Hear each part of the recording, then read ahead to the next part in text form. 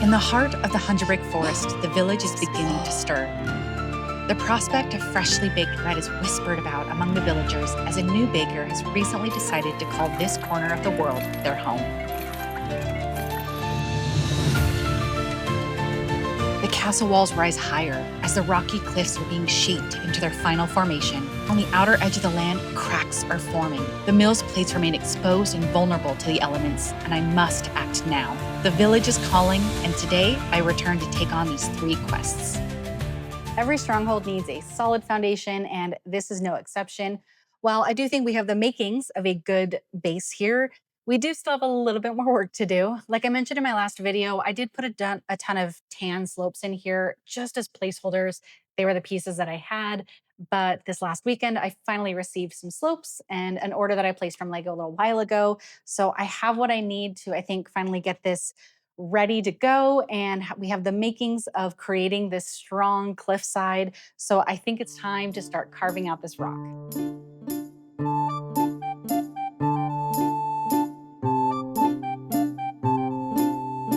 I was the most confident I had been to date going into this rock work.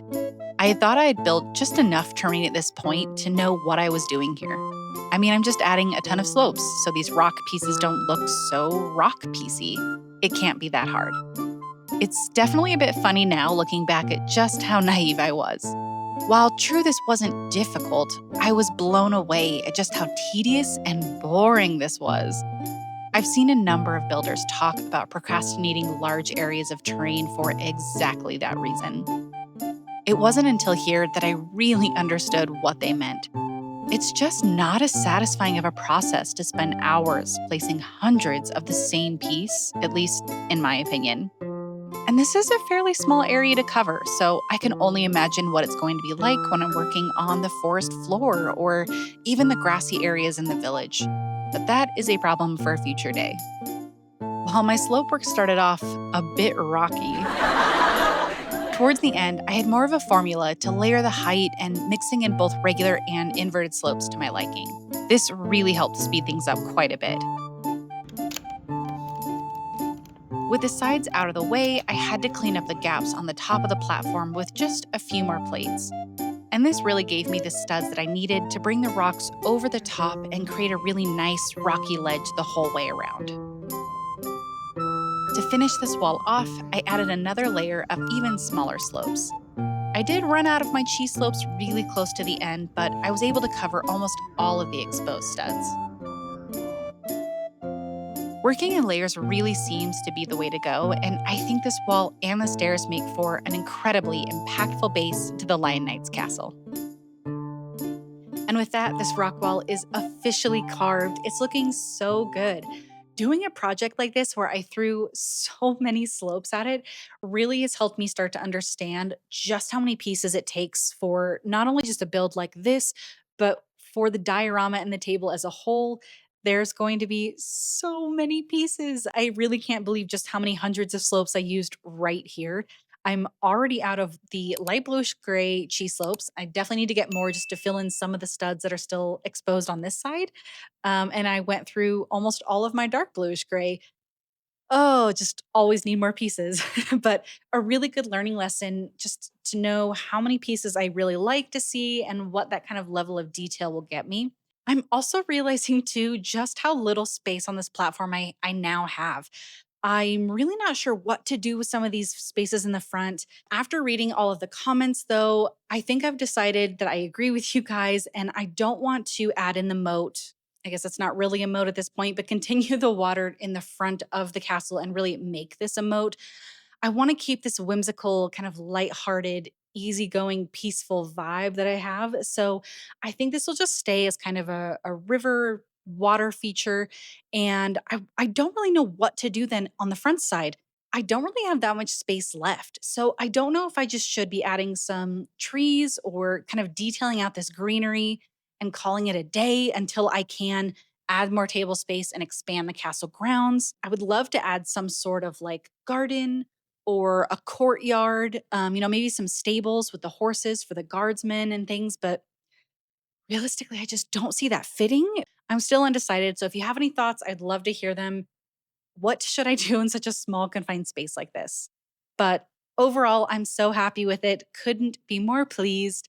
But there is a baker that has moved into town and they need a place to stay. So I want to do a little bit of research on what that building should look like, making sure I'm keeping the same kind of vibe and aesthetic of the buildings that I already have in the village. But I want to build this from scratch, completely all on my own. I don't want to do rebrickable instructions here. It might not look exactly like the rest of the village, as this is going to be my very first building, but I'm really excited. Let's go make a mood board and figure out what this should look like. I definitely want this building to have 2 floors. Given my limited space, this baker needs a bed and somewhere to live. So, above the bakery, which will be on the first floor, feels perfect to me. First and foremost, this could not be a bakery without an oven. This is a must have and one of the very first details I want to build. Looking through my parts, I have a number of the rounded window pieces in white, and I think that would make for a really fun display window with all the pastries and baked goods that are currently for sale. The town square set is absolutely going to be my main inspiration. I'm already using it in the village, and just to keep everything cohesive, that just makes sense to pull from that. I also really love the way that this set builds sideways to achieve the different vertical lines on the buildings. More on exactly how that's done in a bit, but knowing the pieces I need for this technique and what parts I have available, I really want the bakery to use mostly grays and sand blue as the stone walls, and then the second story to be mostly tan and black. I'm not confident I have enough 1x2 tan bricks though, so I think I'm going to try and throw in a few white ones here and there, and hopefully that will add a little bit of contrast and allow me to finish the walls. Okay, now that I've got my mood board together and I kind of have a high level idea of the color scheme and kind of some of the details that I want to include, I think it's time to get this bakery ready to go and have a place for our baker to move into. I must say, having a full blank base plate in front of me is extremely intimidating. This is not just terrain or a square rectangular fence. This is something completely new, very out of my comfort zone. So I gotta start. Oh my gosh, I really am so scared to do it. I'm so intimidated, but it's gonna be great. I'm not going to learn and get better at blueprinting and planning until I just start. So here we go.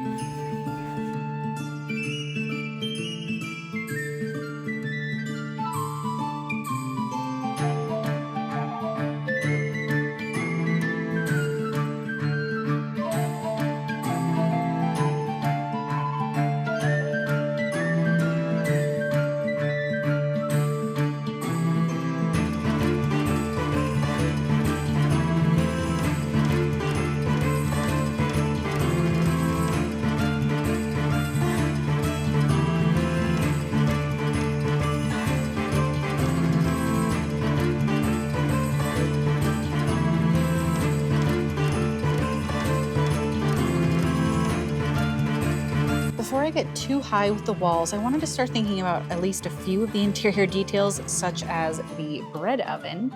I'm not entirely sure if this is going to end up being built into the wall or not, so I just wanted to have it ready to go just in case. And this is kind of the final design I came up with. I really wanted to have, obviously, a spot for the fire and the wood down below that would heat up the bread and everything in the oven up top.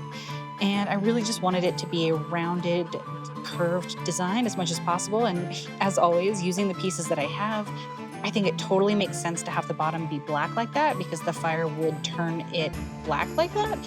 But I think I do want to swap out the top part for the dark gray. And so all of this can match. And then this will be part of the chimney as it goes up. And then, it can match the sides. But alas, I only have these curved slopes in black. So using that for now, I think that's a good intermediary piece, or at least color. And then I can get an order placed and get that swapped out. But I don't mind this design so far. And I don't think it's actually going to need to be built into the wall now that I have it built, but I'm happy that it's at least ready to go in case. And at least I can start thinking about how that will eventually connect with the back with the rest of the chimney design. So I think we're good to continue on with the walls for the most part. I don't think anything else is going to be built into it. A few things here and there, but I think everything inside is going to be tables, chairs, and things that I can build inside.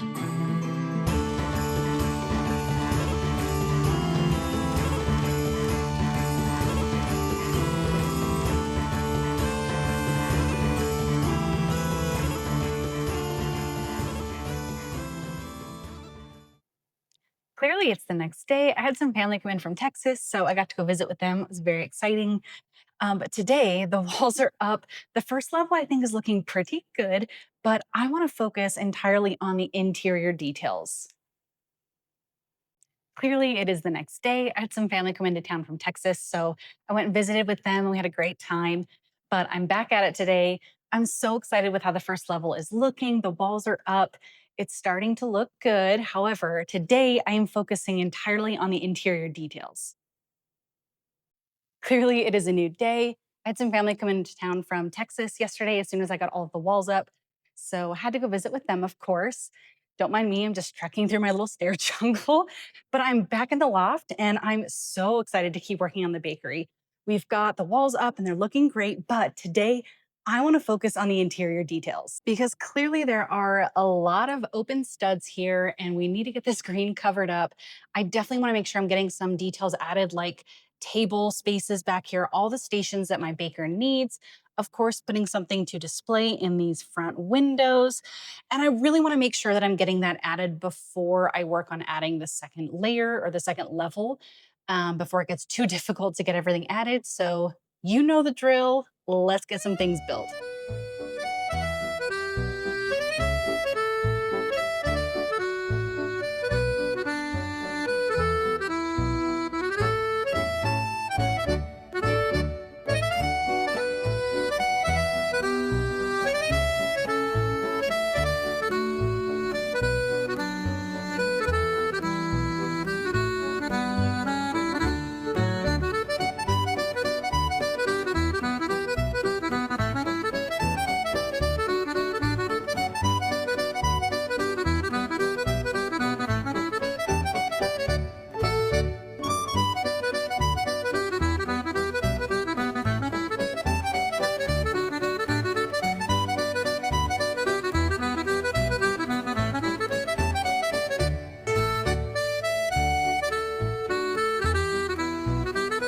Our baker finally has somewhere to bake and make sure that everyone has their delicious bread and pastries.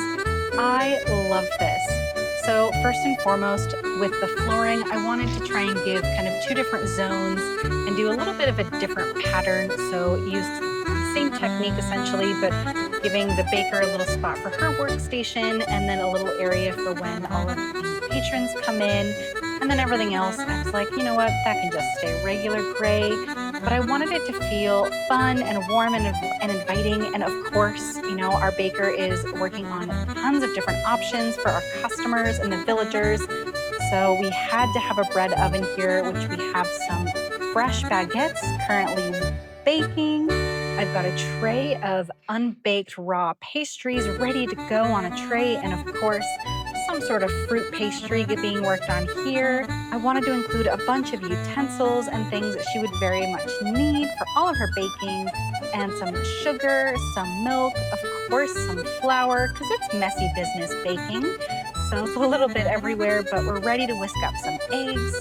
Last but not least, on the inside, we needed somewhere for the customers to grab all of the great pastries. So I have two little shelves here and a display shelf that's in the window. I'm really happy with these shelves and how they turned out. So this is definitely nothing too complicated, but just used a hinge brick at the bottom and then using a plate to angle that downward. And then for the top shelf, just using these bars, clips, and then the 1x1 rounded stud with the bar on one side to be able to then attach and angle down that top layer.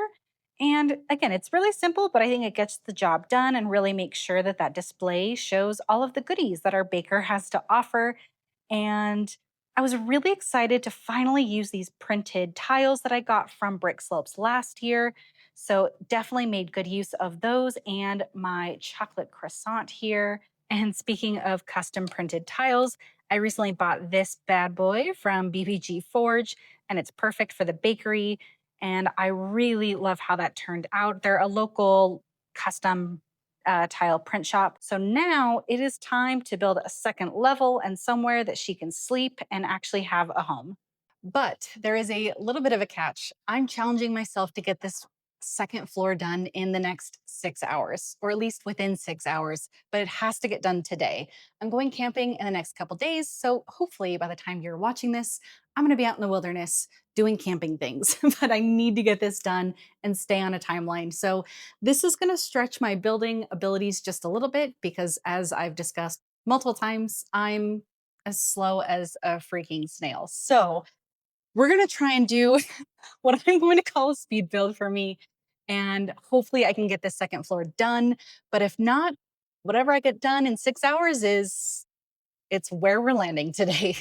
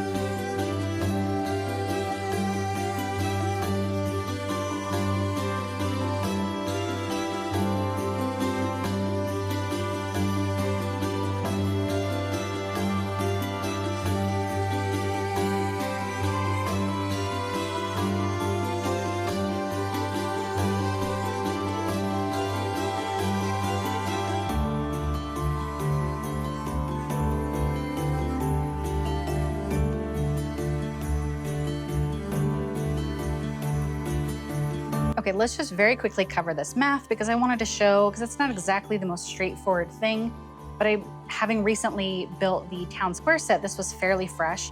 So to get that vertical pattern in the walls, they use this 1x2 snot brick with then a 1x2 plate, and then this 1x2 brick, and then a tile after that. So this is how you can get that vertical pattern in there. But then because we've built sideways now, there's only one spot to actually connect this down onto another stud. So we then lift it up by one plate layer and then put the rest of it on a tile. So then I was looking at this and realizing, okay, this is 6 studs long. This takes up half of that length. And if I put another 3 studs, we can see that completely fills out the rest. So I know that in total, this is 3 studs long. And this is placed normally, therefore this is 1 stud. So a combination of 1 brick and a plate or tile, the same width there, that's 2 studs in total. So I just planned on doubling this because I wanted this to be a little bit more spaced out, being a slightly larger build, slightly larger scale. So that's exactly what I did. Still using the 1x2 snot brick here, I just doubled up every other layer. 2 plates, 2 bricks, 2 tiles. So again, taking that extra plate layer underneath, we can see that that now spans 4. I've doubled up on the 2 plus 1 makes the 5. Unfortunately, this is an odd number of studs, so that was not super fun to be working with, but it's all good. That's why they make 1 and 3 stud pieces. And same thing, I can put another brick right next to it and it works perfectly. Nothing's being stressed. It spans the perfect width. So that was kind of the pattern that I was using here, just repeating that over and over until I felt like the walls were as high as I needed them to be. I guess that is what I get for being just kind of in the flow of building, which wasn't too bad. And thankfully, there wasn't a whole lot that was missed. When I did figure out that my battery had died, and I got done, I was like, you know what? It's dinner time. I'm hungry. I'm gonna take a little break and come back to it today. But I did add this little awning right above the window, just using a curved slope and some snot pieces, kept it very, very simple. And then definitely made sure to get the balcony finished off. So just adding in the clips and the bars. But I do have actually 1 hour left from my 6 hours of my challenge. And so with that hour that I do have left, there's a few things I want to do interior detail wise. We have a completely empty room, and I think I could very easily get a bed, a rug. Definitely would love to get a fireplace in there, just a few homey touches. And then I think that's going to be good for the bakery, at least for now. I certainly will be getting a roof added. It's going to need it, but that's going to be a project for another time. But with my remaining hour, let's get some of these details built.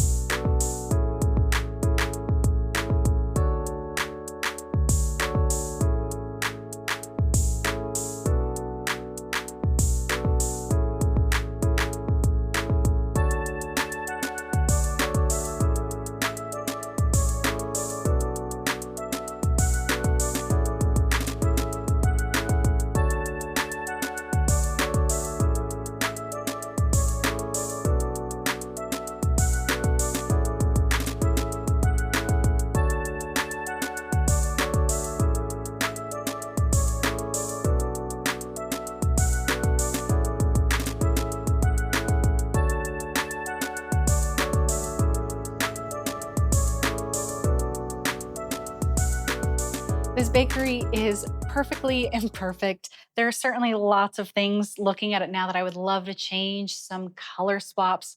Most definitely this slope roof situation here on top of the window, I don't love, but I don't have the pieces that I was really looking for, and certainly not all in the colors that I was hoping. But at least this bakery is in a spot where I only have one thing left to do with her. I'm so happy with how it's looking. Obviously, we need to get a roof on that bad boy, but mwah, she's looking so good. Okay, so very last thing, and this is gonna be a quickie, but I really need your guys' help. So I really wanna start considering and thinking about what to do with my Mills plate edges, especially as I've already built so many things on the edge. The more I do that, the harder it's going to be to replace it or change it later. So, some kind viewer, my friend Ryan, wanted to make sure that I started thinking about that sooner rather than later and commented on my last video. So, I think that's what I want to be doing now.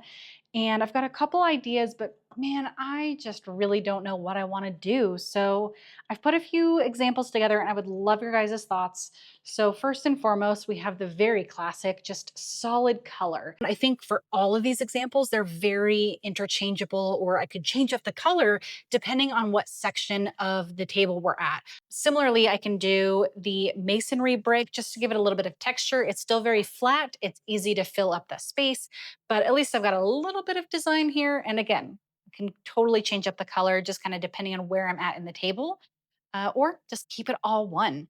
Getting a little bit more complicated, using snot bricks the whole way. Also, this is just one brick high. I still plan on doing the three, but just for ease of my examples, I could do something that I just fill in all the studs with these like flower studs, some regular 1 by 1 round tiles, or even just doing some round studs as well. So again, it's really kind of the same technique, but just slightly different pieces to kind of change up the texture and what that looks like. Lastly, slightly more decorative, but could do something. Again, this would be very dependent on where we are in the village or in the table.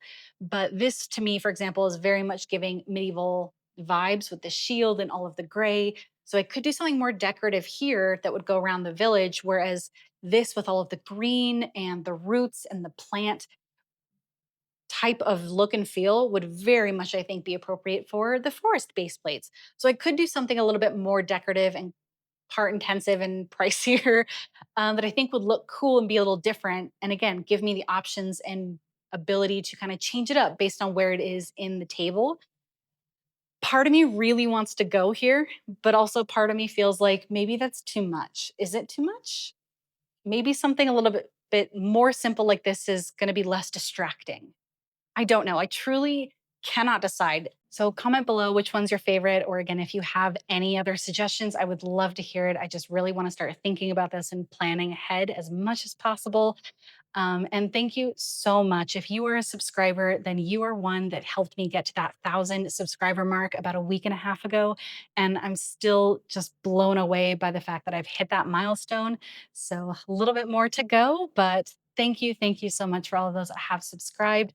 It's really helping me to continue building and allowing me to continue being creative and just pushing through. These types of things are so hard for me. I don't feel like I'm a very creative person. So thank you for everyone's suggestions. It just truly means so much to me. So thank you again for watching, liking, commenting, and I will see you in the next one.